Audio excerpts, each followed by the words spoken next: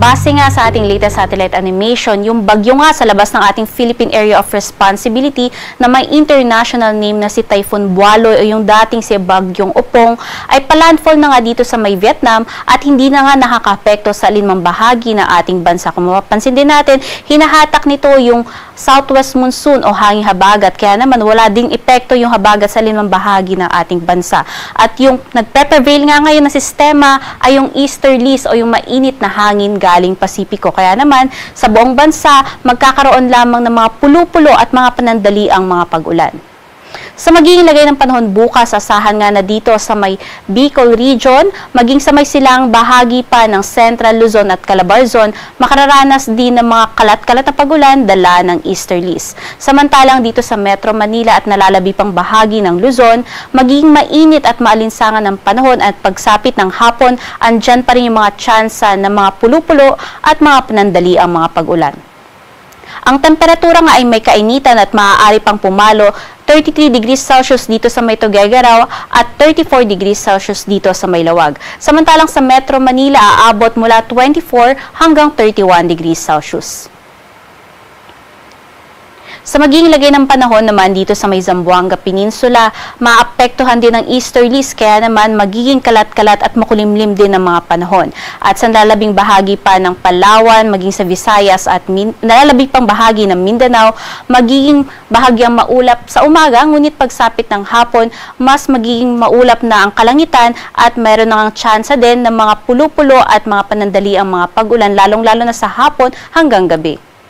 Ang temperatura nga sa malaking bahagi ng Visayas at Mindanao ay maaaring umabot hanggang 32 degrees Celsius at pinakamainit nga dito sa may silangang Mindanao kung saan maaari pang umabot hanggang 33 degrees Celsius sa may Davao.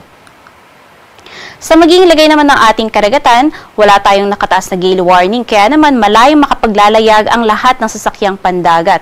Ngunit dahil nga meron pa ring tsansa ng mga offshore thunderstorm, mag-ingat pa rin yung ating mangingisda at maliliit na sasakyang pandagat dahil yung mga offshore thunderstorm maaaring bigla ang makapagpataas ng mga pag-alon.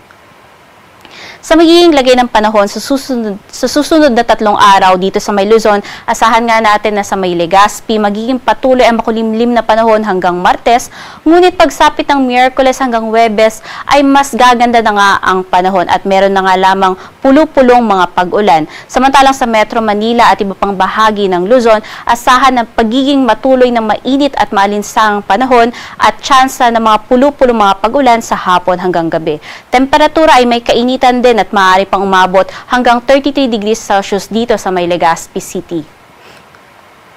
Sa magiging lagay ng panahon dito sa may Kavisayaan, asahan nga natin na sa may Tacloban City at silang bahagi pa ng Visayas makararanas na nga ng pagkulimlim ng panahon at mga kalat-kalat na pag-ulan pagsapit ng Miyerkules hanggang Huwebes dahil nga yan sa patuloy na epekto ng easterlies. Samantalang sa nalalabing bahagi pa ng Visayas, magiging bahagyang maulap hanggang sa maulap ang kalangitan at andyan pa rin yung mga tsansa ng mga pulo-pulo at mga panandali ang mga pag-ulan sa hapon hanggang gabi. Ang temperatura ay may kainitan din at maaaring umabot pa hanggang 32 degrees Celsius.